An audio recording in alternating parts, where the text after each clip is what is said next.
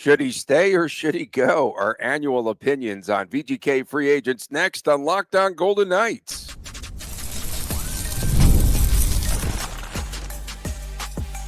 Your Locked On Golden Knights, your daily podcast on the Vegas Golden Knights, part of the Locked On Podcast Network. Your team every day. Hi again, everyone. Tony Cardasco and Chris Golick. I need to go to inflection school again because we had a little misfire there at the beginning. Thanks for making us your first listen every day. I am a longtime sportscaster, marketing consultant, and the host of the new Believe in Vegas podcast. Now that I have my voice back, I can actually fire away there. Chris is the collectibles editor for the Hockey News and the owner of Silver State Cards and Sports. Ahead today, again, we do our annual should he stay or should he go? And then what veterans could be traded in the offseason? That's an interesting perspective here. And Paint the Ice is tonight. But first, VGK has 5 officially unrestricted free agents. We dive into these players and opine whether VGK should re-sign them or pass. As you see, the clash. Should he stay or should he go? Winger. Of course, Brandon Saad. I'm not going to call him Sad like other people might.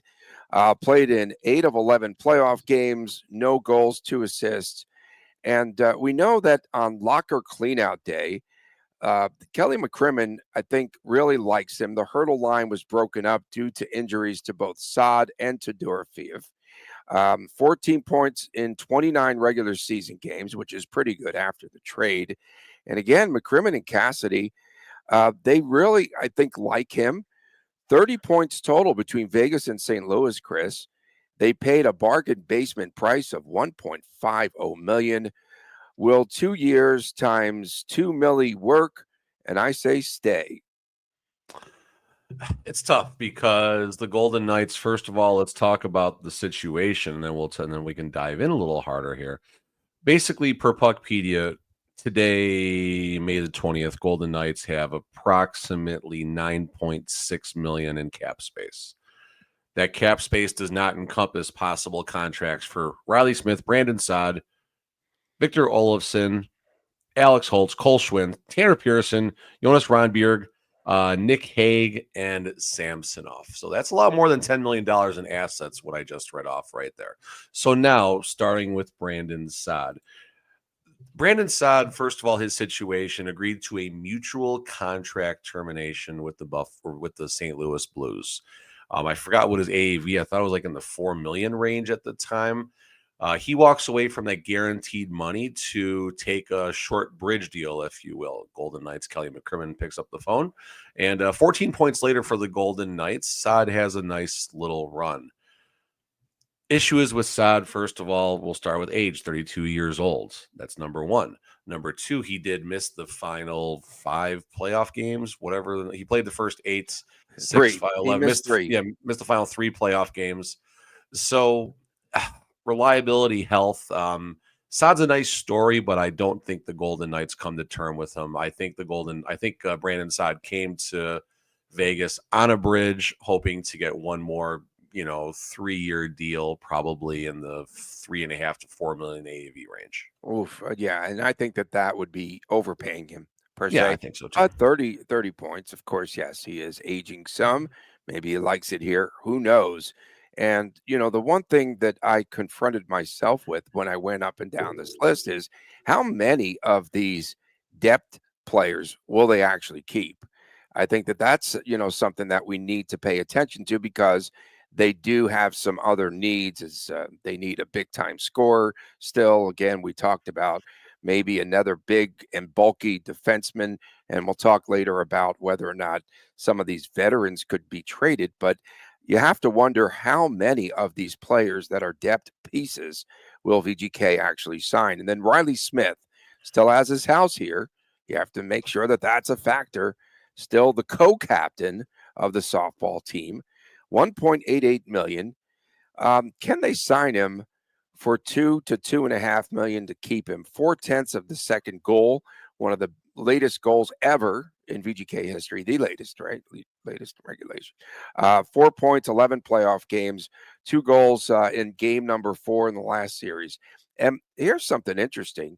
between the Rangers and the Golden Knights, Reilly Smith had 40 points. He had 40 points. Is that right? Yeah. That's unbelievable. He seemed pretty silent with the Rangers, because I watched them a lot. Yeah, I mean, listen, Reilly Smith, first of all, the storyline is magnificent. That was one of the best feelings I had going to a regular season game when Reilly Smith was back on the ice, seeing his pregame ovation. Of course, Coach Cassidy starts him that night. And, it felt like, okay, the band's getting back together. This is a good thing right now. You mentioned Reilly Smith stats. Yeah, 40 points, very quiet 40 points. Away with the Golden Knights, 76 games, 40 points, Pittsburgh Penguins. Year before that, 56 points, Golden Knights, 78 games, 56 points, or 56 games, 38 points the previous season. So his offensive production is still there. According to Daily Faceoff, they use the AFP analytics where they're guessing what their next contract might be. For looking on the top side, Mitch Marner, they say 8 times 12.6. Someone like Brad Marchand, they're saying 3 times 7.8, just for some transparency. Scrolling down, Reilly Smith does make their top 40. He's the 39th, I guess, most sought after free agent at the moment. They're projecting him at 2 times 4.4. Yeah, see, that's too much. QV is what Reilly Smith wants. It was a nice story, but there is not a path for Reilly Smith returning. If it is south of $3 million, like that 2.5 range AAV for 2 to 3 years, that's gin. You need Reilly Smith back on this team. Reilly Smith wants to be on this team. We've seen Kelly McCrimmon not necessarily agree when a player wants to be back if they're going to come back. If they're an original misfit, yes, that's a shot at Jonathan Marchessault, right? That's a shot at Kelly McCrimmon's handling of Jonathan Marchessault right there. But Smith is much different. It's a much less of a liability. And Smith does kill penalties on top of being an excellent third line player that can move up and down the lineup. So yeah, 2.2, 2.5. If he wants to be here that bad, then that's what the number is going to be for 2 or 3 seasons. Yeah, I'd say times 2 would be good. Do we say stay? Stay with conditions. I'll say stay. Yeah, I'll say stay. I would want him. Stay or go, stay. That's it. Stay, right? Victor Olofsson, get one more Swede in the offseason and make that a full IKEA line with Olaf and Carlson. That's already set. McCrimmon, I think he likes this line. I think he likes them enough to try to keep Olofsson. I said stay. 3 points in game 3 against Edmonton, 29 points in 56 games and a plus 17. Currently making 1.08 mil. 2 times 2. Will he stay? I don't he wants think more too. He's around 4.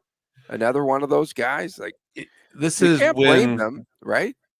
This is when you're supposed to get paid at the NHL level. We're talking Victor Olofsson, who is a 3-time 20 goal scorer, going back to his days with the Buffalo Sabres. Scored 20 goals in 54 games with the 1920 Sabres.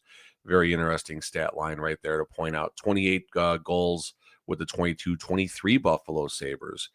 Fell off in 20. Well, he didn't fall off a lot in 23-24. 51 games, 15.7 goals. Definitely farther than where he would have liked to have been. And then 56 games played, 15 goals. So he was probably at a 23, 24 goal pace, probably 18 of them on the power play.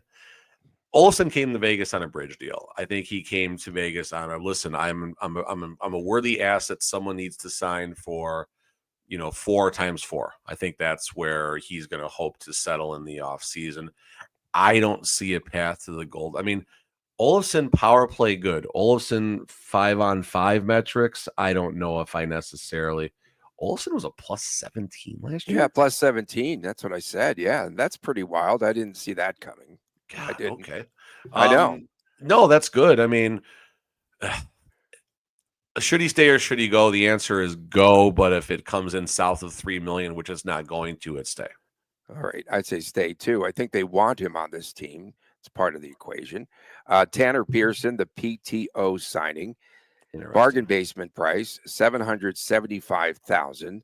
A depth piece. He's no Max Comtois, thank goodness. But he played 78 games this past season. It's amazing, right? Because they got him for nothing on the cheap.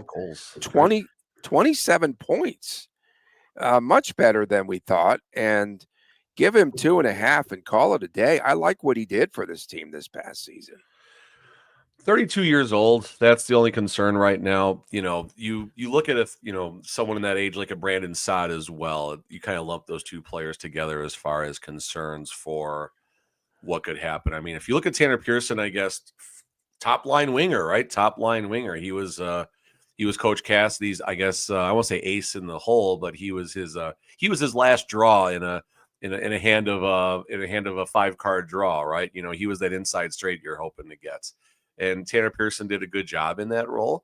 What is he going to like? What's the market for Tanner Pearson? Does he have more value in Vegas than anywhere else in the offseason? These are the questions that Kelly McCrimmon probably already knows the answers to, and Pearson probably has more value here than he does outside on free agency. Yeah. Does that transfer to more money from Vegas or less money from Vegas? You got to give him. Well, you can't pay him less than. What's your number on Pearson? What do you say? I said 2.25, 2.5 range. Yeah, maybe? I mean, if you can get it down to 1.5, 1.75, I mean, +8, 27 points, bottom 6 guy, shows up to work every day. He's your Ben Hutton that actually gets to get in the lineup, I guess, right? Exactly. And so I'll put a stay. I'll put a stay on. Yeah, I'll put stay as well. One guy that's probably gonzo is Ilya Samsonov. Appeared in next topic. 29 games, 116, 2.82 goals against, and an 8.94 save percentage, Chris. Last start was April the 15th. Akira Schmid passed him when Ilya was out due to injury. And again, like you really do. Okay, so April 15th was his last start. Prior to that, it was March the 23rd. So it's curtains for this guy, I think. Had pockets of some good play. You always say that's what we got, what we expected out of Samsonov, out of the luggage guy, and 1.80 million.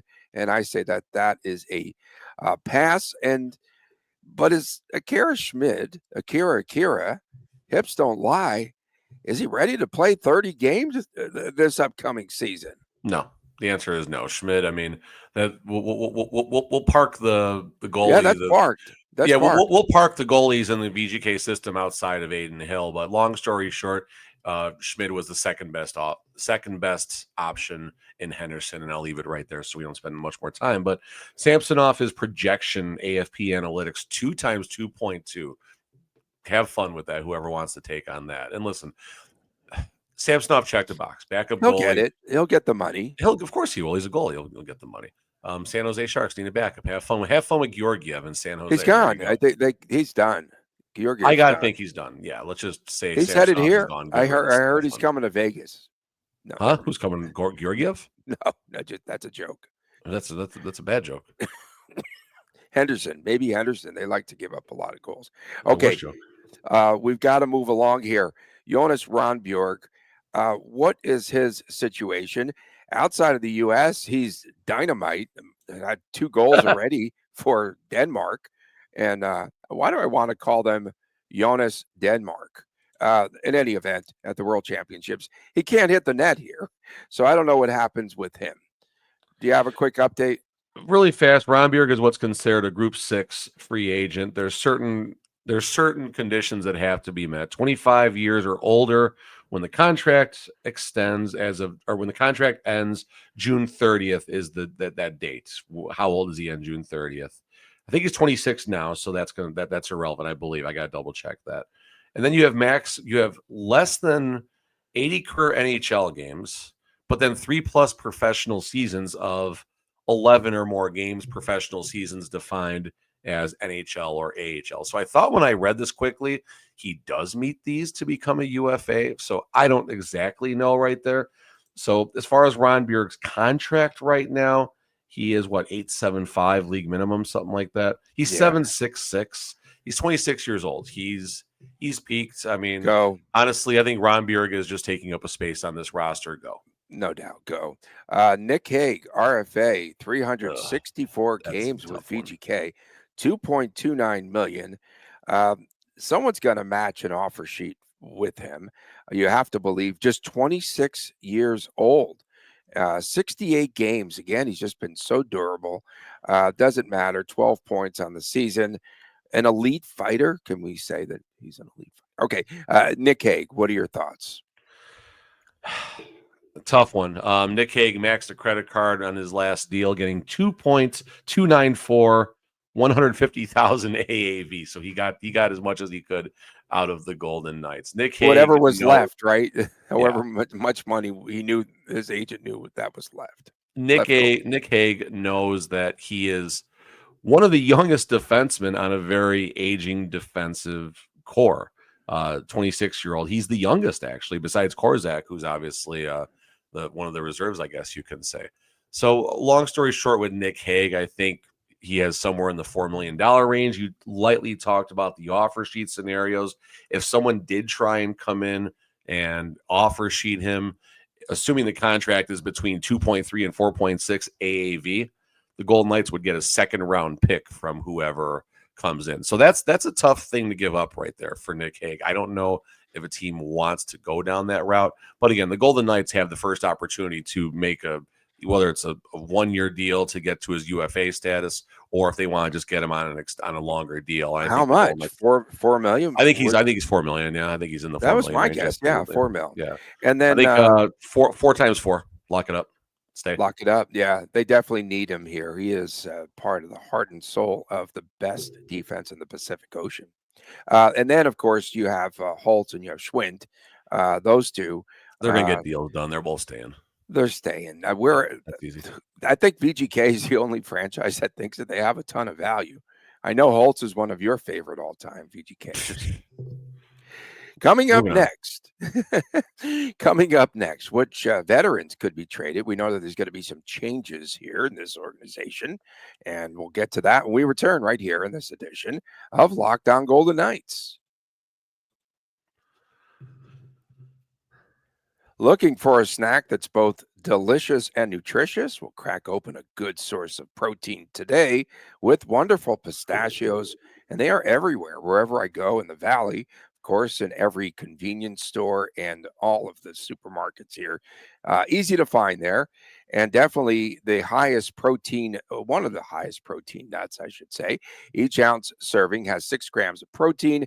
It gives you more than 10% of your daily value. Plus, they are packed with fiber and better for you and saturated fats to help you feel fuller much longer. You like the no shells as well, right? Or no shells? No mess. Okay, so we're anti-Hurdle, the turtle, because he's got shells, right? No shells. No Hurdle. Whether I'm snacking at my desk, that face. Of course, on a road trip or you just need quick protein and a boost, they are always a good go-to.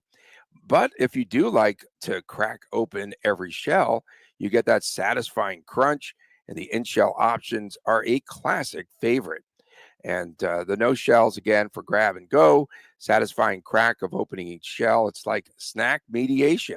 So Vegas, get snackin', get crackin' with a snack that packs a protein punch. Visit wonderfulpistachios.com today to learn more.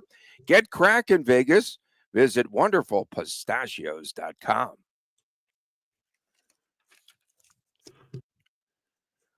Welcome back on this edition of Locked On Golden Knights. Tony Cardasco and Chris Golick reporting from Las Vegas. Thanks for making us your first listen every day. Find us wherever you get your podcast. And, of course, don't forget on Fridays, WTF, Saturdays, the Chris and Chris Jr. show. The VGK front office has to, first of all, fulfill a very important order, sign Jack Eichel. And we discussed this a lot on yesterday's show. And of course, that will be one of our major topics until something happens here. But we ran a poll yesterday. Good job, intern. 39% of the precincts reporting said $13 million is the target. 25%, $12.5 million, 36% or thereabouts overall. $13.5 million or more, depends on term, obviously. I just asked, how much fans thought the AAV should be for Eichel. Eichel, again, the contract ends in a year. Discussions are going to be happening soon, if not underway already. But this does depend on term a lot, right?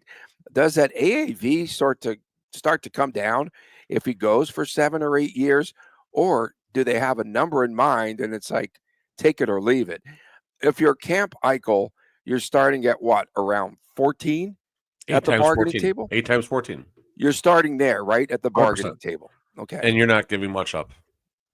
Okay. You're not giving much up. And Eichel's not being traded. Let's be clear about that. Though they're going to find a way to make this work unless the Golden Knights decide just to blow it all up next year, which I seriously doubt is going to be the case. But I mean, 7 times 13 sounds nice, but I really think, I mean, someone's going to pay Jack 8 times 14 if and we're going a year and a half. He's not a free agent this year. But if the Golden Knights can't come to terms, we're going all the way to the end of June of 2026 at this point. Yeah, they There will don't be a want number him. of teams 8 times 14. Come on, welcome to City XYZ. I mean, you can't let what happened with Eichel, the Mika Rantanen situation in Colorado, where they just got to this breaking point. They were so close to making a deal, and obviously that came back to bite them in the keister pretty hard. Imagine Eichel going somewhere else in the Pacific and crushing the Golden Knights for 7 years to come. That's not good. It's not good. No, and I think that they're going to have to make a deal here before the start of the season. I think VGK is in the pressure cooker right now. 2026, I guess we can set sights on some of the free agents that are coming up. Ron Bjork officially will be a free agent. Haig and Hutton. And then amongst the RFAs, Schmid, Caden Korzak, Pavel Dorofeev, which is an interesting one. Yeah. And again, we're talking about changes in personnel for VGK. What players are trade bait? Again, I kind of hinted, I mentioned Barbashev. Yeah. Barbashev has, I think his value with VGK has gone down, but outside of the VGK organization, I think they could definitely make a deal for him and get something good in return. Yeah, no, Barbashev is where when we talked about this segment, you and I, that was the first person that came to mind. I mean, are the Golden Knights are they willing to move on from a 45 and a 51 point player in the last 2 seasons, but only 2 points in 6 playoff games last year, 4 assists against the Dallas Stars in that 7-game series, and then of course 18 points en route to the Stanley Cup. This goes back to something has to change with the Golden Knights. This is the nature of why we're talking about vets that could be traded right now. The Golden Knights tried to just kind of lightly replace their scoring that they lost, and they did a good job as far as doing that in the regular season. These players, unfortunately, that were relied heavily upon the regular season to erase the losses of Marchessault and Stevenson and et cetera, et cetera, et cetera. Pardon me. Howden, Dorofeev, even Mark Stone's increased scoring, Jack Eichel, unfortunately, that slowed down in the playoffs. So if the Golden Knights are going to compete for a Stanley Cup, there's going to have to be more than simply this year's Olofsson coming in, this year's XYZ goaltender, whoever the heck's that going to be. And Brandon Saad ain't it. Reilly Smith partially is it, but he's not the final person that's going to get them there right now. So Barbashev, for me, is the first talking points. $5 million AAV. I think he's got 2 more years left on his deal. So that makes him Barbashev is signed through the end of 27-28. So it's actually 3 more years left on his deal. 29-year-old definitely makes sense for another team to pay up. And whether that simply frees up cap space for the Golden Knights and maybe they make it get a draftable asset and then take that money and utilize that for higher priced free agents. So that's the story there. And really, he's on the defensive side. I look at Whitecloud as well as someone, but the issue with trading Whitecloud, he's 28 years old. He's young. And again, aging defensive core. Is Caden Korzak ready to be a daily player? I think he is. I definitely think he is. And can you get equal Not to before Ben Hutton, bro. Well, Ben Hutton actually becomes the 7th defenseman then at that point. Oh my gosh. Oh my God. Pete DeBoer would be playing him in that 11-7 structure all the time. He'd be the lone wolf out there. But definitely there again, we're talking about a need for a new system that they're going to implement.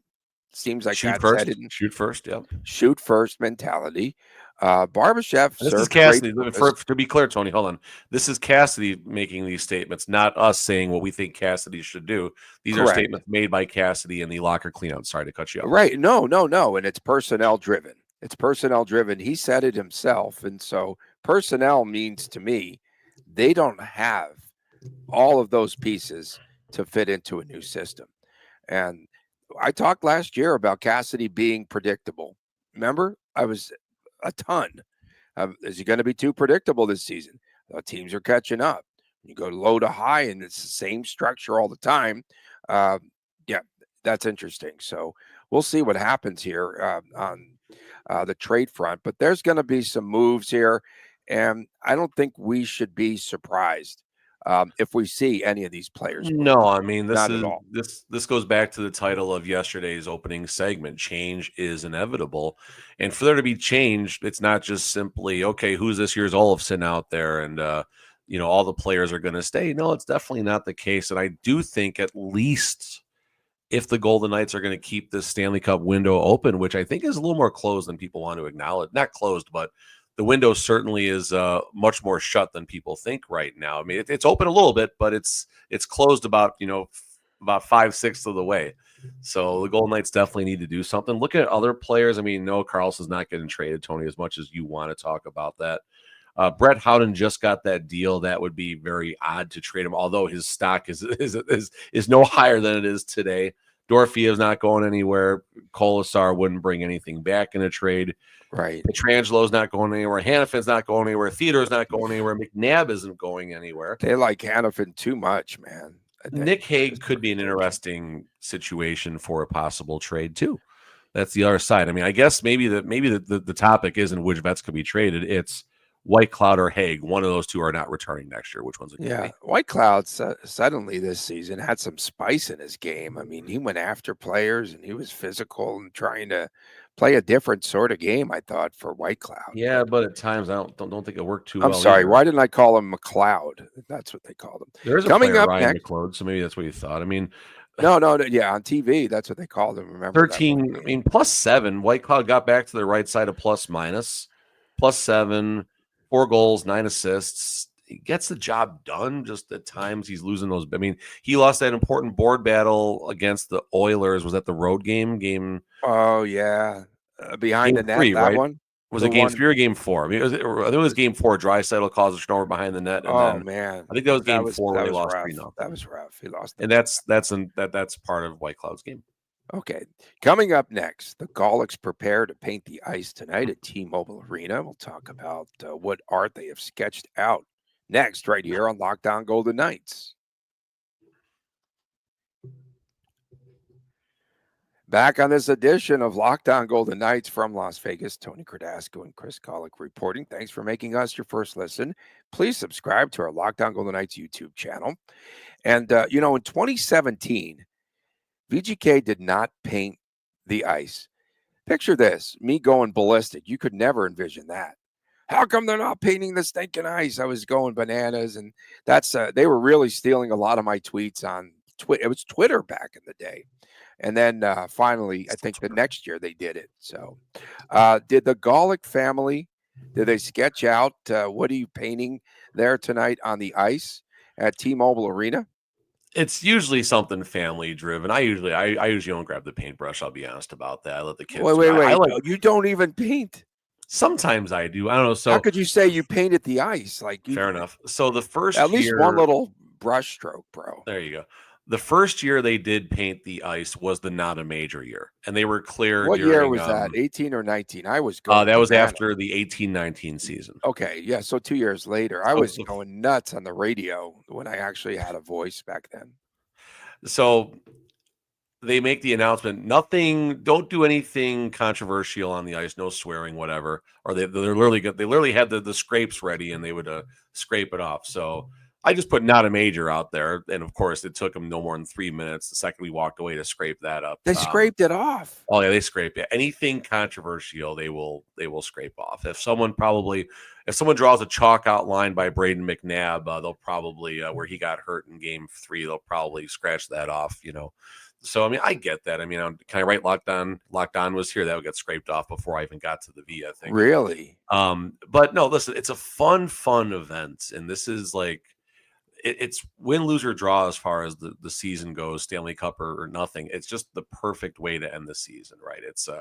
It's just I love just kind of going around center ice, just looking up, looking at the rafters. I was sitting there when that happened, there when that happened. There's the banners.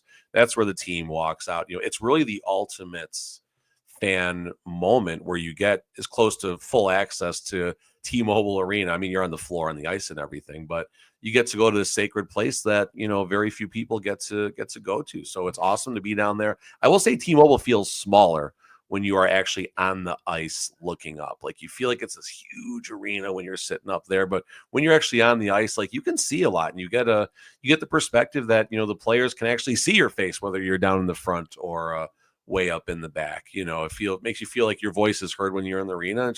It's a great moment to be a fan. It's a great family memory. We take a picture of the kids always at the center ice logo, and of course they keep getting taller and taller and taller and taller every time we do it. And yeah, just great family core memories. So can you paint anywhere on the ice, or are there parameters? And can you, I would paint something in the crease. No, if you have the opportunity, are you able to? So no, good question. And yes, you can paint virtually anywhere. However, there are certain areas, there are VIP packages available where you can upgrade Oh to get like a locker room no. tour, and you get a special area all to yourself Where's and the all of that. Oh yeah, special they area? monetize Center this. ice. It's got to be center ice. No. No, yeah, I think center ice is off limits, unless you do have that VIP Go to package. the crease if you can. You can go to Why the not? crease. You can paint the Go there crease. You this can year. Come paint on. anywhere you want, basically, besides the VIP areas. And we always go to the earliest one. So the earliest one is 3:00. Yes, we're going to take the kids out of school early for a few minutes, whatever. But we go to the earliest one because all the ice is available, and you're not stepping on other people's stuff. And it's just like I said, it's a good experience. And for me, it's just a reminder to be a fan. Like I love doing the media stuff and everything, and lockdown. And I'm glad that I'm back to this capacity versus where I was last year this same time when I wasn't really as happy doing this. And this is a good reminder to be a fan and enjoy the game instead of just trying to be someone covering the team and making money off it instead. I just enjoy it. I enjoy it. Can you go to the crease, put Aiden Hill cross-checked me here. I think that Aiden would Hill be cross-checked me here. Samsonov will no longer be here. Samsonov's 82nd goal given up right here. We appreciate everyone tuning in. Thank you. I know that was rough. We appreciate everyone tuning in as always. Of course, back again. We're the only daily VGK podcast. So we're back again tomorrow.